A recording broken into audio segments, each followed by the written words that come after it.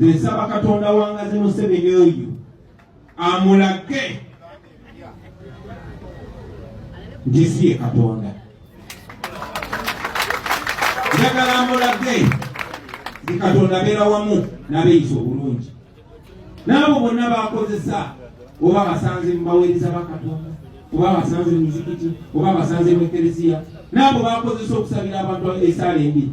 Nsaba Katonda abawanguze, abawangaze, si bawanguze, abawangaze, atukolere byonna byatukolera nga balaba. Babeerewo n'obujulizi nga balaba.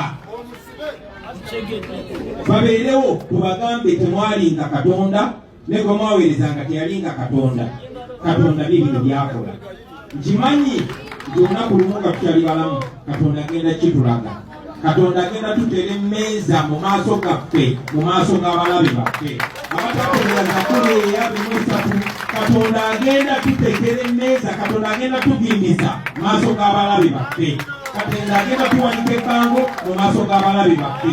Agenda tugimbiza mu maaso ga Museveni, agenda tugimbiza mu maaso g'abo ababaka ba sitaani bonna bonna abalage nti Mukama abeera wamu n'abo abamuzi. Mwebalime mwebalinde abasinga banyabo.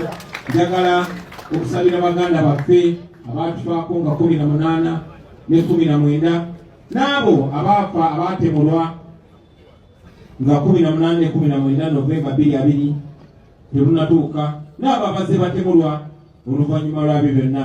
Omukama abawe ekiwumulo eky'emirembe, abagayiziize kabuli zammwe, abalongoseza amakubo gammwe, abatuuze wamu n'abatukuvu, naye okusingira ddala naffe abaasigalawo atuyambe tutuukirize ebirooto byammwe tusobole okubeyagaza nammwe gye muli mwemule emirembe. Mukama abeere nammwe.